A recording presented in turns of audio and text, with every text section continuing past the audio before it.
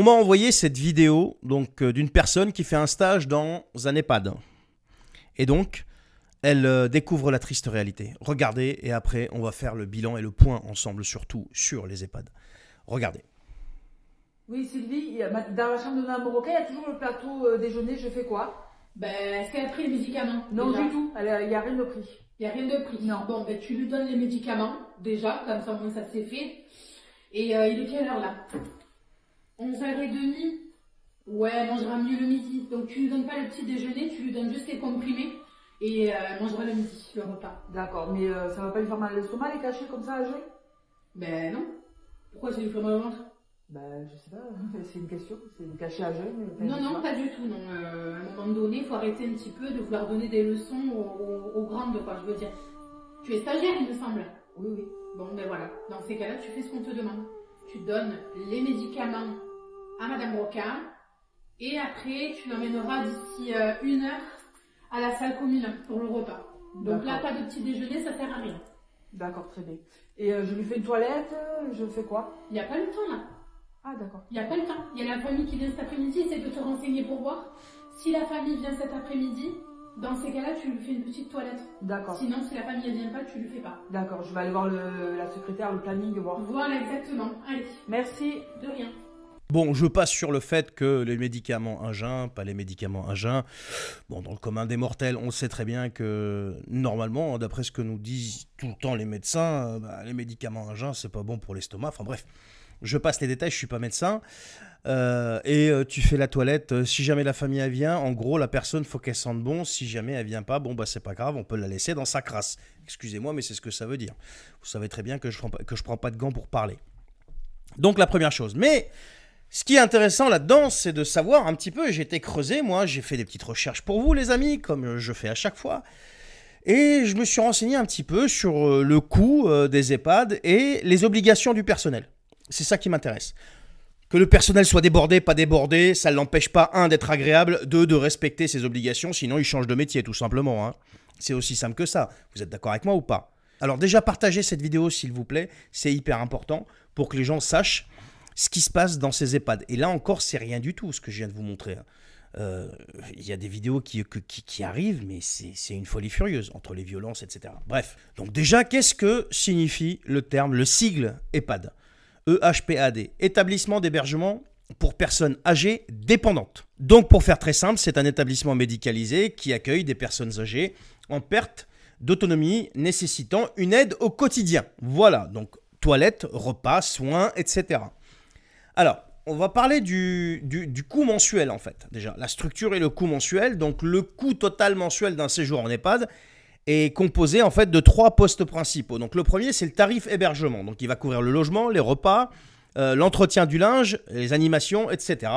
Donc, c'est un montant qui va varier entre 60 et 120 euros par jour, soit 1800 à 3600 euros par mois. Alors, c'est un tarif qui va varier selon le statut de l'établissement, si c'est public, privé, associatif, privé lucratif, etc. Sa localisation géographique, il faut savoir qu'en Ile-de-France, c'est plus cher qu'en zone rurale. Et le niveau de confort proposé, chambre individuelle, équipement, etc. Ensuite, il y a le tarif dépendance. Et donc, le tarif est indexé sur ce qu'on appelle le GIR. Donc, c'est groupe ISO ressources. Donc, ne me demandez pas de détails. En fait, c'est ce qu'on appelle le GIR de la personne qui va de 1, qui est très dépendant, jusqu'à 6 autonomes. Donc en fait, c'est les niveaux de dépendance de la personne. Donc en moyenne, GIR 1, 2, c'est 20 à 25 euros par jour. GIR 3, 4, c'est 10 à 18 euros par jour. Et GIR 5, 6, c'est 5 à 10 euros par jour. Ce qui fait 150 à 750 euros par mois. Et ensuite, il y a le tarif soins, donc qui est pris en charge à 100% par l'assurance maladie. Il n'est donc pas à la charge du résident. Et donc le coût moyen national d'un EHPAD, ça dépend du type d'établissement. Si c'est un EHPAD public, c'est entre 2100 en moyenne et 2400 euros par mois. Ça, c'est les moyennes 2024. Un privé, donc un EHPAD privé associatif, 2300 à 2700 euros par mois. Et l'EHPAD privé commercial, donc 2900 à 3800 euros par mois. Donc là, c'est du 5 étoiles. Donc la moyenne, toute catégorie confondue, on est entre 2005 et 3000 euros environ par mois. Alors, il y a des aides financières possibles, donc l'aide sociale à l'hébergement, l'ASH, pour les personnes à faibles ressources, qui est versée par le département après étude des revenus, bien sûr. Ça peut demander une obligation alimentaire à la famille. Il y a les APL, les ALS. Donc voilà, je passe sur les aides et compagnie. On va donner un exemple chiffré concret, par exemple, pour un monsieur Dupont, 85 ans, GIR 2, entre en EHPAD, privé, commercial, en région parisienne. Donc tarif de l'hébergement, 3 200 €. Tarif dépendance GIR 2, donc on est à 700 €. Total brut, 3 900 €. Les aides versées donc entre l'APA et les APL, donc on est à moins 500 et moins 250 €. Coût mensuel réel pour la famille, 3 150 €. Vous allez voir où je veux en venir. Alors, il faut noter quand même que le reste à charge moyen en EHPAD est trop élevé quand même pour beaucoup de retraités.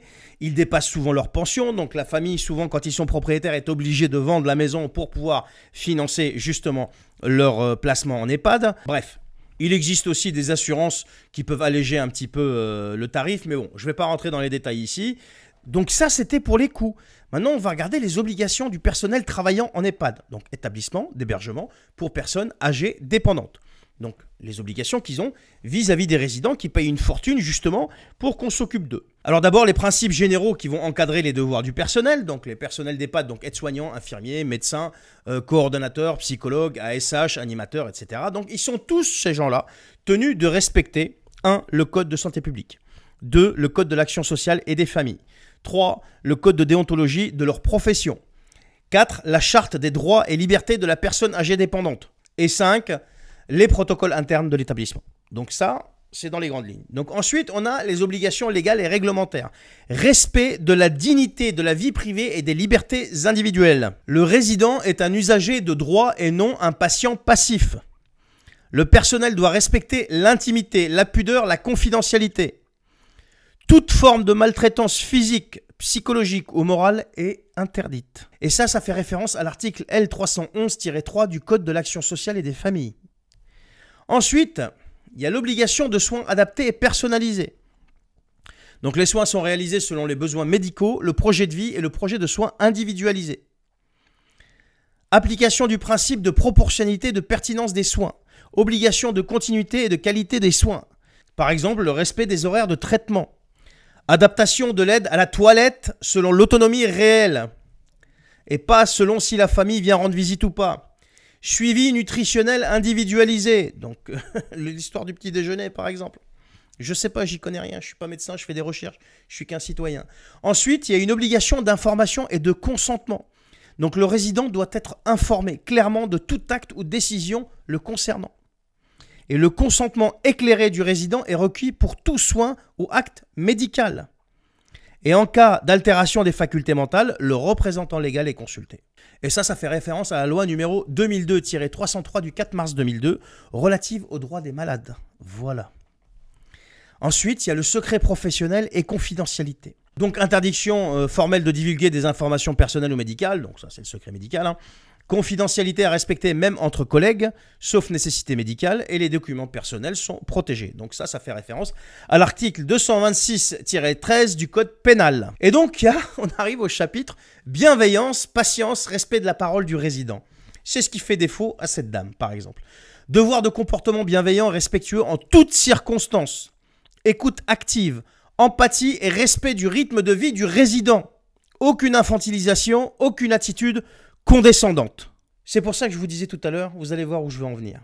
Je vous laisse à votre libre réflexion faire le rapprochement entre l'attitude de cette personne qui est comparée à ce qui se passe réellement. Parfois, je ne dis pas que tous les EHPAD, pas du tout, mais dans certains EHPAD, et quand on regarde les chiffres, c'est de plus en plus important, eh bien, l'attitude de cette dame est encore minime quand même. J'ai quand même fait une petite synthèse sur les responsabilités professionnelles spécifiques selon les fonctions. Donc, je vais vous donner la fonction et je vais vous donner les devoirs spécifiques. Fonction aide-soignante, c'est devoirs spécifiques, donc aide à la toilette, habillage, repas, mobilité, vigilance à tout changement de l'état général, signalement aux infirmiers.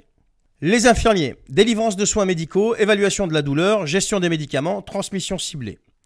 Médecin coordonnateur, élaboration de projets de soins, coordination avec les médecins traitants, suivi de l'état de santé global. Psychologue, suivi psychologique du résident, accompagnement de la fin de vie, soutien aux familles. Animateur, donc maintien du lien social, stimulation cognitive et sensorielle, respect des envies du résident. ASH, donc agent de service hospitalier, entretien des locaux et de l'environnement immédiat du résident avec discrétion et respect. Alors évidemment, en cas de manquement donc, à leurs obligations, il y a quand même des sanctions. Il y a aussi certaines interdictions qui sont strictes. Donc concernant la maltraitance, gestes brutaux, paroles humiliantes, négligence, ça peut mener ça à des poursuites pénales et une radiation. Les violences psychologiques, isolement abusif, menaces, infantilisation, vol ou abus de confiance, prise d'argent ou d'effets personnels, ça c'est un délit pénal. La violation du secret médical, c'est une amende qui peut aller jusqu'à 15 000 € et 1 an de prison, donc article 226-13 du code pénal. Voilà. Ensuite, il y a la charte des droits et libertés de la personne âgée dépendante de 2007. Donc le personnel est tenu de respecter les 14 principes de cette charte, parmi lesquels choix de vie, respect de l'intégrité physique et morale, maintien des relations familiales, accès aux soins, liberté d'expression et de culte. Et donc il y a un suivi et évaluation, donc chaque professionnel doit remplir les transmissions ciblées dans le dossier de soins. L'établissement est soumis à des inspections de l'ARS, donc la fameuse agence régionale de santé, et le code de la vie sociale, donc le CVS, permet aux résidents et familles de signaler des dysfonctionnements. Donc quand vous regardez ce type de vidéo et que vous entendez tout ça, et encore, j'ai fait vraiment une synthèse, parce que si on rentre dans le détail, ça va beaucoup plus loin.